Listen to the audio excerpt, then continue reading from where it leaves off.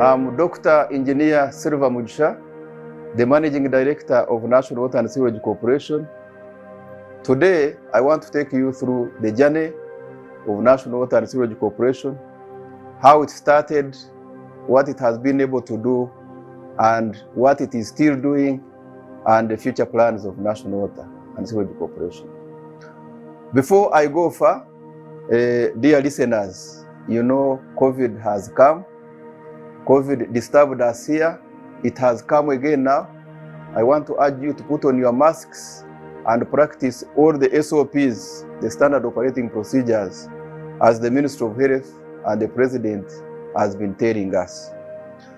Just a brief about National Water. It started in 1972 as a parastatal, as a government company, and of course it went through a little bit of turmoil given those days as you know them, from 1972 to 1986. Then 1986, the journey of transformation, the journey of improvement started. And it has gone through so many things, as I will be telling you, and we are happy that we are where we are as a National Water and Sewerage Corporation. What is our vision as a National Water and Sewerage Corporation? National Water has a very ambitious vision. We want to be the leading customer-centered utility in the world.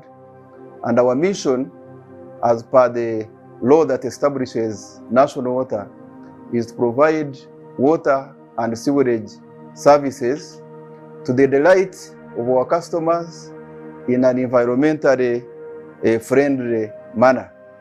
And our mandate is to serve, to provide these services in largely the urban centers of Uganda. The aims and objectives of National Water are regularly mainstreamed through regular corporate plans, but the entire purpose of National Water, as we have it now, is to provide water for all to the delight of our customers and by a delighted workforce. We have carried out so many activities. We have carried out activities of operational nature. Every day we wake up to treat our water, to abstract water first of all from the raw water sources, treat it and pump it to our customers. And when we pump it to our customers, we bill our customers and we request them to pay so that we can be able to sustain our service. On the other side of capital development or infrastructure development, we have carried out a number of infrastructure developments here in Kampala and all the other areas where we are operating.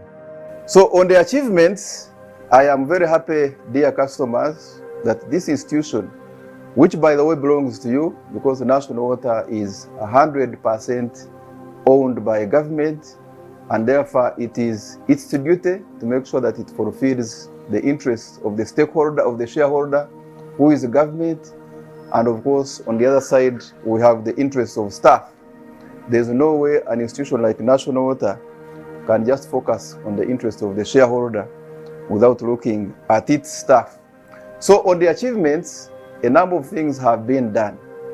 Dear customers, I'm going to tell you what we've been able to achieve from 1990 to now. The period before, of course, as I said, National Water was in turmoil, so it is not easy to access the numbers as at that time. From 1990 up to 2022, what have we been able to achieve? We've been able to increase the number of towns where we serve from just 5 towns. We're just in 5 towns: Kampala, Entebbe, Jinja, Masaka, Mbari. That's where we are.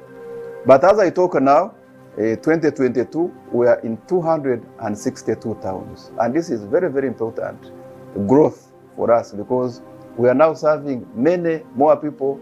We are now more relevant to our people. How many people were we serving? In 1990, we are serving less than 500,000 Ugandans. As I talk now, we serve about 18 million Ugandans.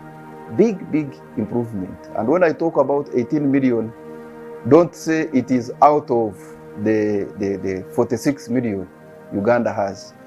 Compared to the target population we are supposed to be serving, we now have very, very high coverage. And looking at the coverage in terms of the percentage, in 1990, we are serving less than 18% of the people, the target population. As I talk now, we serve about 85% of the target population, and that's how we have the 18 million Ugandans we are serving. The network, the network of our system, we had less than 300 kilometers of our network. But now, with a lot of work which we have done, and I say a lot of work because a lot has been done. A lot of work in the infrastructure has been done to increase the network. We are now talking of 20,000 kilometers, from less than 300 kilometers to 20,000 kilometers. And in the water business, you don't just extend pipes. When you extend pipes, you connect the people. We had less than 20,000 connections in 1990, serving 500,000 people. As I talk now, we have about 800,000 connections, 780,000, 800,000 connections. Big, big improvement. And when you look at the revenue, because when we serve our people, remember, dear customers, the law obliges National Water to operate in a commercially and financially viable manner, which means National Water is not expected to get money from the consolidated fund to meet its operating costs. The only money, when we get money from the consolidated fund, it comes in for capital development, for projects to serve more Ugandans. So the revenues, the money you have been paying us in 1990 was about $4 million. As I talk now, our total revenue, which we get from our customers, is about $130 million. And that's about 450 billion Uganda shillings. You can imagine, from about 10 billion Uganda shillings in 1990 to now over 460 billion. Tremendous, tremendous improvement. So I'm really very proud. And dear customers, we owe all this to you, the goodwill, the prayers, the support you have always given us in getting our services and paying. We owe all this to government that has walked all this journey with us, giving us money, getting money, even as loans from development partners, and giving it to National Water as grants. And that is how this has been able to. On the financial viability, because the law endears us to be financially viable.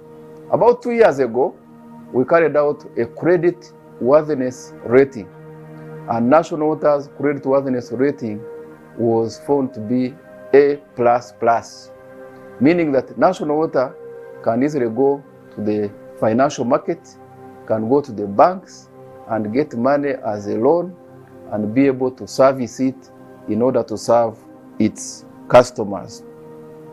We have had a number of challenges, of course. The number of challenges we have, they are not insurmountable, but they have been there. Issues of climate change. His Excellency the President has severally talked about environmental protection. We have had destruction of forests in this country.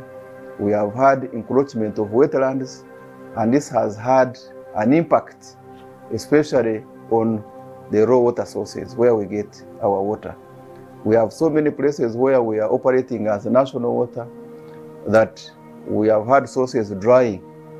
At a certain point, about 3 or 4 years ago, we had the source in Guru drying, and we almost ran for a period of about 2 weeks without water. And we had to go and drill deep in the ground in order to get water. But the Oitino Dam had dried. Arua is the same thing, and it is even still there. You have water during the rainy seasons. During the dry seasons, you don't have water because it has dried. And why has it dried? Because people invaded the environment. They cut trees, they invaded swamps, and therefore River Enyau in Arua dries, and that's a problem. You go to River Wiz. River Wiz has been heavily encroached, heavily invaded, and we also have a problem there of inadequate water or very poor quality water during the dry season. You go to Lake Victoria itself. Recently, we have had to put the big treatment plant at Katosi. We had to shift from the Gava location to Katosi simply because the Murchison Bay has been highly polluted, and therefore the raw water quality at Gava is very, very bad, and that has increased the water treatment costs. So we have had a challenge of environmental effects of climate change, effect of environmental pollution.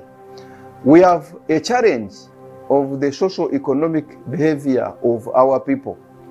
We have a lot of illegal connections from our people who like doing wrong things. We have worked with police on that issue, making sure that people don't encroach our systems and take illegal water. We have a relatively high level of non-revenue water because people are coming to our system, getting water illegally, and that is a big challenge for us. We have a challenge of physical infrastructure planning. Kampala is not well planned in terms of physical planning. And because of that, our pipes are regularly cut. They cut them when they are making roads. They cut them even when the people themselves, when they want free water, they cut them, and we lose a lot of water. We have a problem of a challenge of people thinking that water is a free thing. It should be consumed free. Dear customers, again, I want to send this message to you. Water is not free. Yes, if you go to the lakes, if you go to the swamps, it is free. But National Water's business is not to supply you with that raw water. We always have to get that water, treat it with chemicals which we pay money, pump it with electricity which we pay money, bring it to you through pipes which we have to buy, use people whom we have to pay salaries, and therefore there is a cost in bringing this water to you. Now when it comes, we have a challenge of people who deliberately want to say water should be free, and that tends to affect our capacity to generate revenues. So those are some of the socio-economic challenges that affect our business. And of course, the other bigger challenge as a result of all this is inadequate financing. We would have done much more than what we have done. We would have served many more people than the people we have served if we had adequate resources. The water side is even much better. The sewage side is even worse because our sewerage coverage in Kampala is now about 30%. We should be doing better. Of course, dear customers, this is not to mean that when the sewage coverage is 30%, that there is sewage on the streets. No, the sewage is not on the streets. What I mean by 30% is the part of Kampala that is served by the National Water and Sewage Network and the people served is 30%. The rest of the people, they are disposing their sewage locally on site through septic tanks. And of course, in our slum neighborhoods, they are using pit latrines. That's not a sustainable way of developing cities That's not a sustainable way of developing towns. We should have sewage systems, and where we are doing a lot of work, especially here in Kampala, to see how we can increase the sewage coverage.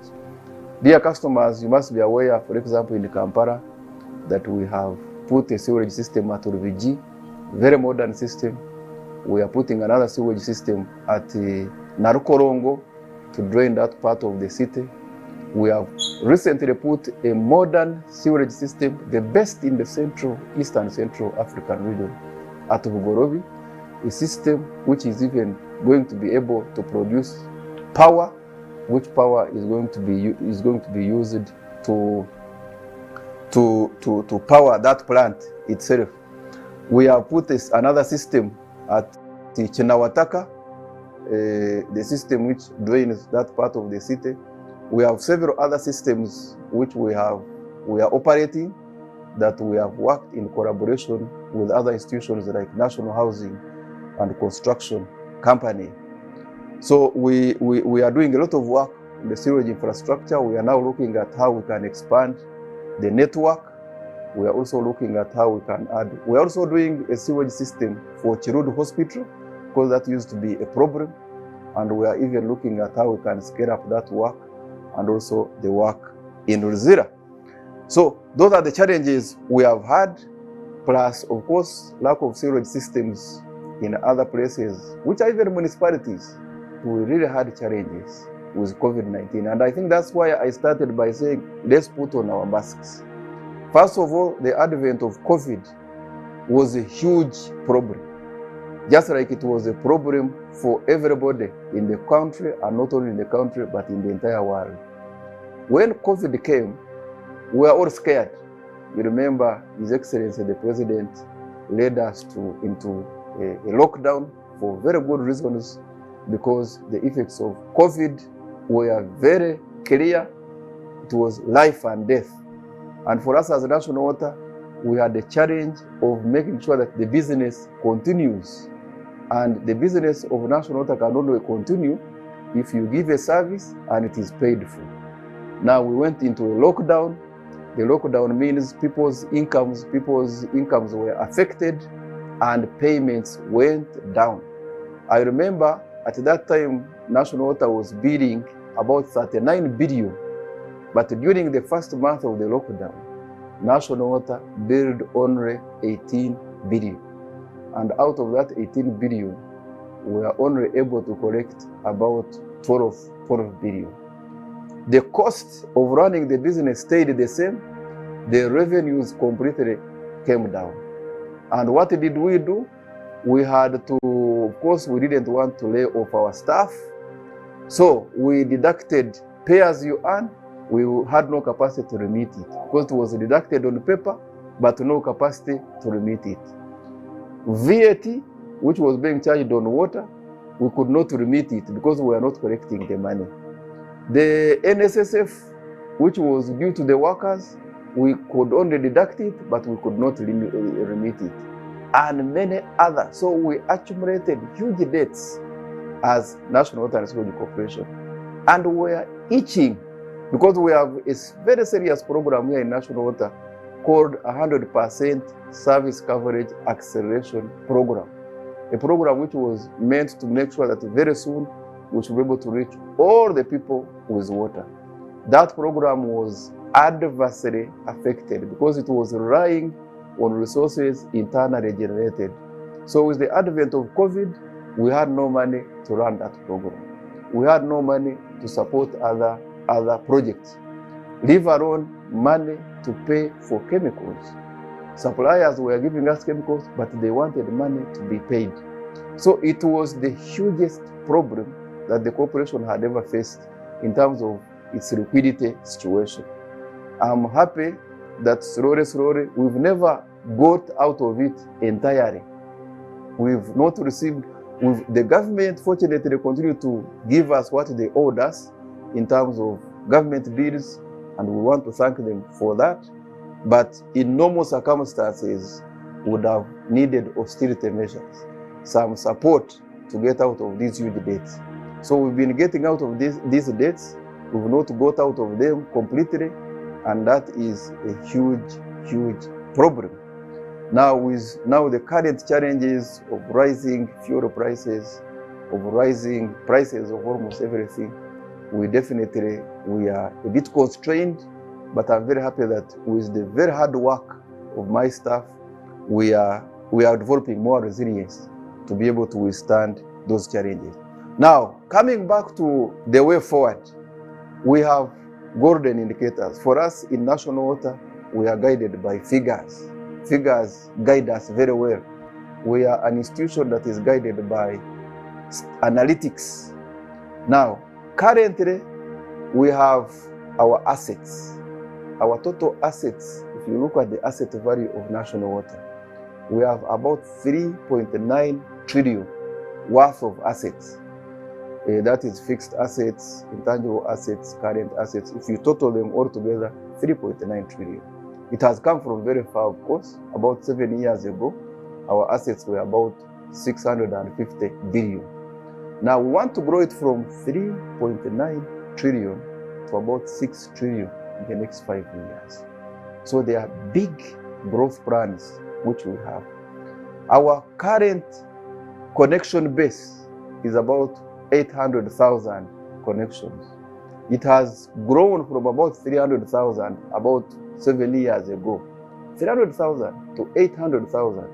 We want to grow it to 1.2 million connections in the next 5 years. And when we do that, we shall increase the number of people we are serving from about 18 million now to about 25 million in the next 5 years. Then the customer satisfaction. Currently, our customer satisfaction index is about 86%. We want to be able to increase it to about 90% minimum. We also want to increase the level of our staff engagement. We want to improve it. And lastly, as part of our golden indicators, we want to reduce the water losses. They are now about 35–37%. We want to bring it down to less than 33–30%. And when we reduce non-revenue water, we generate more money to be able to serve our people better. And we are going to be able to do this by implementing a number of projects. I'm very happy recently working with the banks. We've been able to get a facility. We want to do a project in Karungu. We want to do a project in Lyantonde.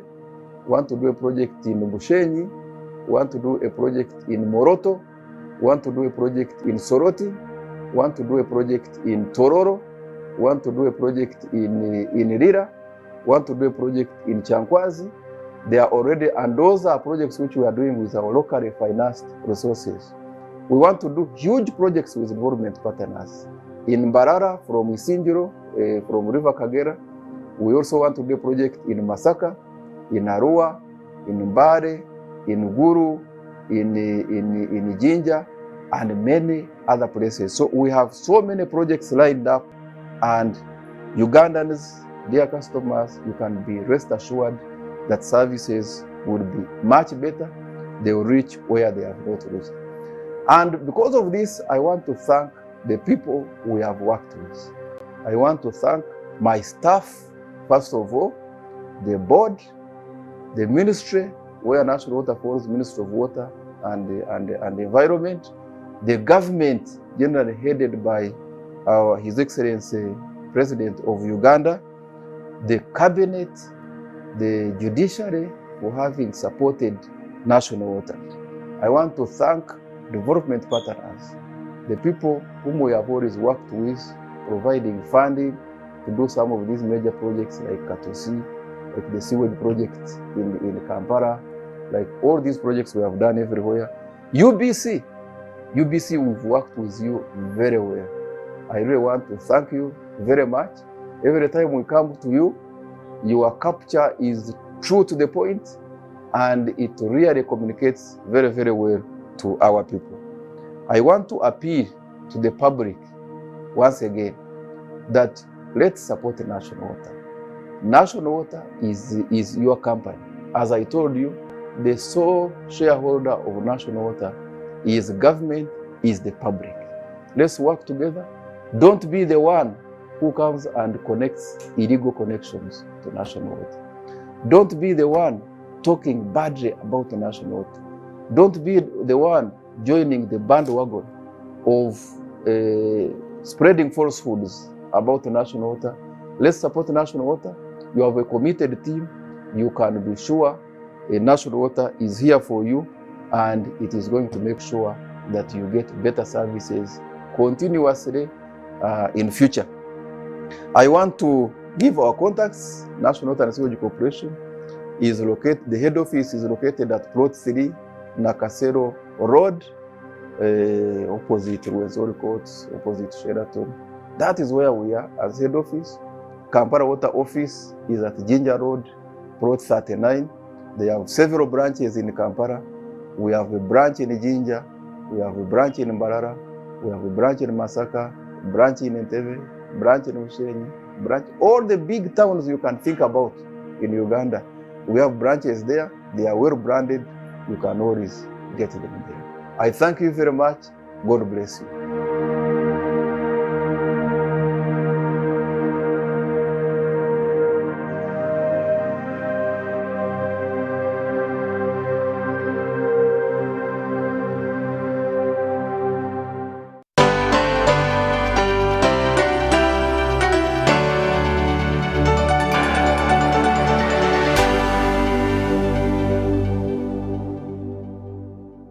The Tales of Kasozi, brought to you by Uganda Communications Commission.